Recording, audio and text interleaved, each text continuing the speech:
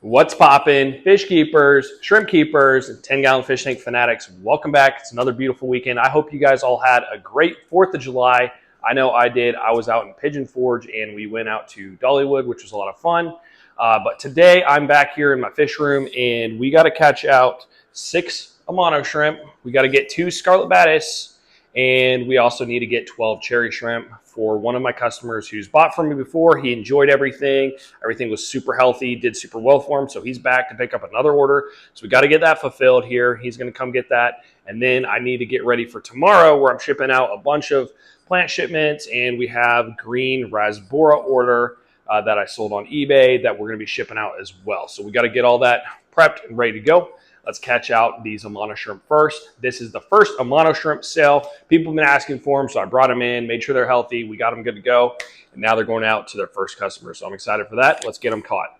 We're gonna get these Amano shrimp caught. I like to use the Aquarium Co-op catch cups. However, if you can't get those, I'll have a link in the description below for a catch cup that's similar. But these catch cups work really well, but really at the end of the day, any catch cup will work good. I also got my little adjustable net and my cup. So we're going to do 3 cups of water for these shrimp, and then we're going to throw a little netting because shrimp need something to hold on to when they are being shipped or transported. Otherwise, they're going to feel not very safe, and they're going to feel like they are just floating around in the sea, and it stresses them out and could cause them to die. So let's grab 3 cups of water here. If you guys notice, all my tanks have frog bit on top. That's one of my top selling aquatic plants, especially on eBay. I get a ton of orders for them. So I try to keep as many orders of frog bit in my tanks as much as possible. And then the other thing, I also have a lot of hornwort. My neighbor actually grows it and brings it over to me, and I just float the hornwort. So you can put the hornwort down inside the substrate, or you can float it. I like to float it. It's great cover for the fry and also for shrimp. They like to go play around on it. So we got 2 cups of water here. Need to grab 1 more. The other thing I'm doing in this tank, and I just accidentally caught a guppy. Come check this out. Let's see if I can show you guys. Yeah, there's a little guppy got in my cup here. But I've been picking out my best looking guppies, and I've been throwing them in each of the tanks and pulling the babies out. And we're about to start what's called Guppy Nation. And that's going to be my newest project. It's a 48-inch rack with 4 10-gallon tanks. We got 5 small tanks. Those are going to be the tanks all the fry are going to be in. So I'm going to have 4 new types of guppies. They're going to go in each type of tank.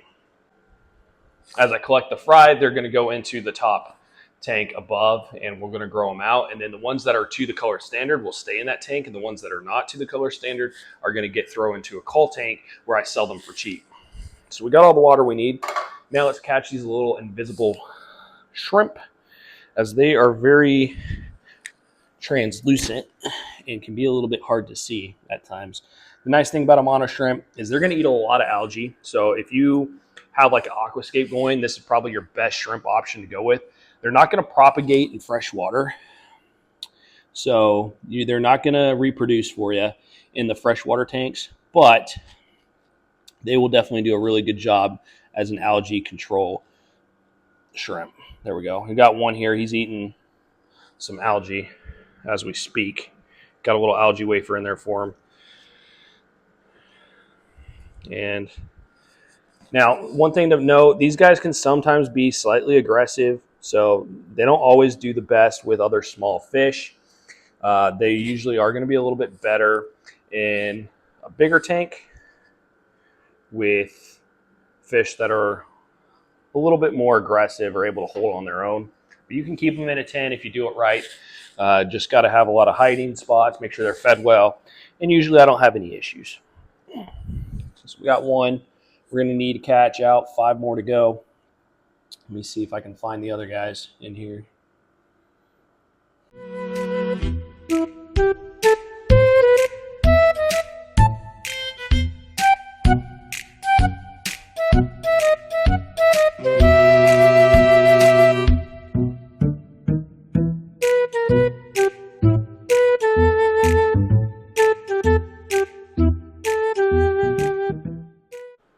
There you have it. We got the 6. If you can see them, Amano shrimp. I know there's a bit of a glare here. Let me back them up. There you go. You guys can see them right there. 6 Amano shrimp. Like I said, these guys are a great cleanup crew. They're going to eat a bunch of algae. They're going to grow pretty big, a lot bigger than the Neocaridina shrimp. And they also can't reproduce in freshwater. They need when they let go of the little babies, they need to be in like a saltwater-ish, brackish water for the first couple of days, and then they have to migrate to freshwater. So they're a lot more difficult to breed in captivity. It can be done. It's just a lot more work, so most people aren't going to do it. Now let's catch out the Scarlet badis.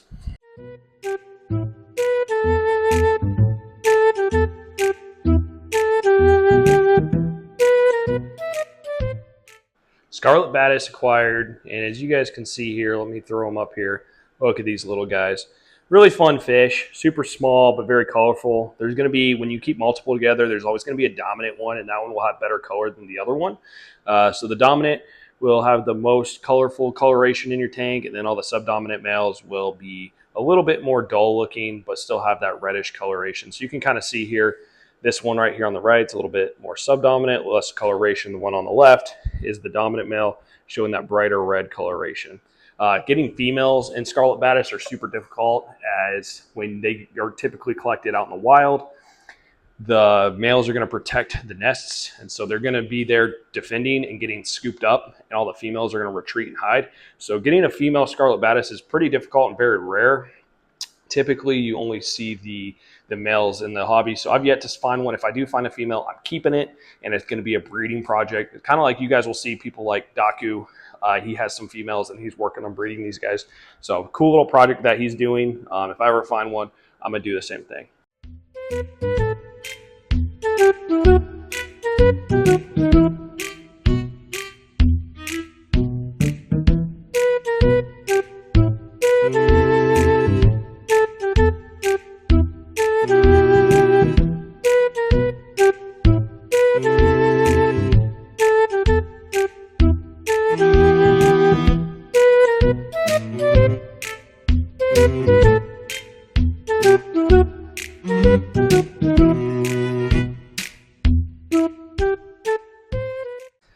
One other fun thing that we've been doing here recently is my wife's really big into houseplants, and houseplants and aquariums actually kind of go hand in hand. And unfortunately, I see a lot of people not really utilize houseplants and aquatics the way it could be utilized. You can use the tank water to water your plants, which gives your plants, your houseplants, nice nutrient-rich water that can help them grow and thrive.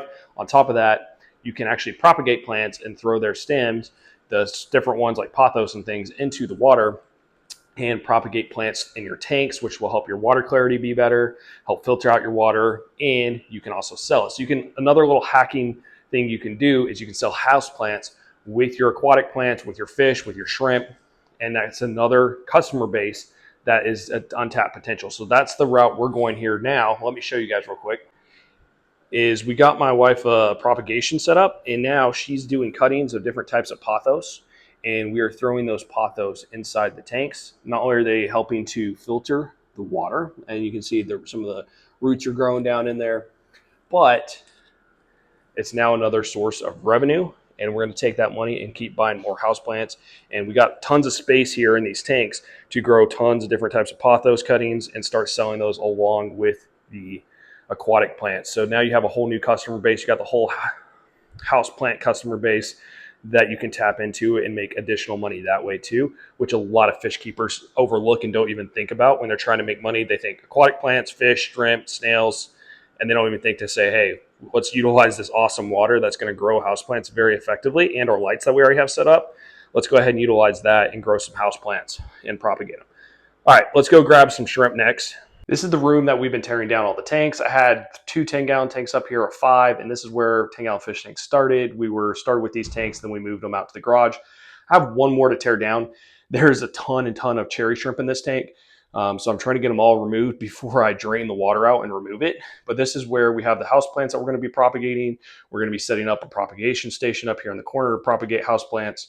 But I got to get this tank cleared out of here first, stand removed, and then we're going to repaint this whole room and set up a whole plant propagation station. It's going to be a nice little vibe hangout area that's going to be very refreshing and good place to work from as well. So, but that said, we need to catch out some cherry shrimp. My customer needs 12 of them. So let me show you guys this tank real quick up close, and then we'll catch these shrimp out.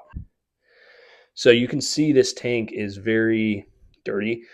With cherry shrimp, I actually don't mind the algae and just extra gunk everywhere because they're going to eat all the biofilm, algae, and they actually thrive in these conditions. This tank has the most shrimp of any of my tanks, and it's just because I let it just go wild, and it gives tons and tons of food for all these shrimp. So we need to catch out 12 of these guys and get them bagged up for the customer. He's going to get some really nice looking reds. I'll show you once I get them caught out.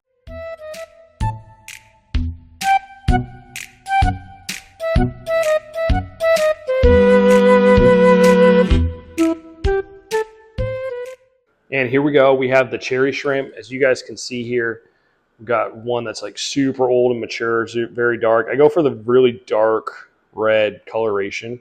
And so I threw in more than 12 in here. I always throw a couple extra just in case 1 or 2 die.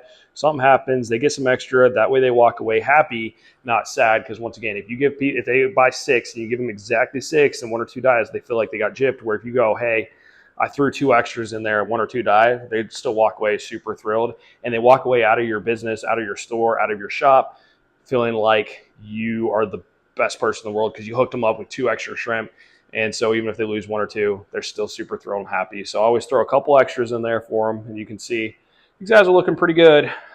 Biggest thing I look for is just dark red coloration.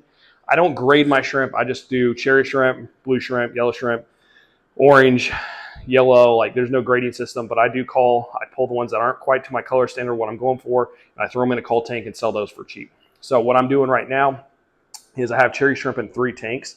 That way each month I can pull from a different one. Because what I was running into, I was selling shrimp too fast and I was depleting my shrimp colony down. So now we got 3 different tanks of them to where each month I can pull from a different tank, and it gives it about 90 days before I pull from that tank again, which allows that population to regrow. So that's my goal, and that's what my strategy is here is 3 tanks of red, 3 tanks of blue, 3 tanks of yellow, 3 tanks of orange, 3 tanks of green, 3 tanks of snowball. That way we have 3 tanks of everything. So every month I pull from a different tank, never depleting my population of shrimp down. What's up, yo? Buddy. Need some fish, bro. Then you gotta go to the 10-gallon fish pro.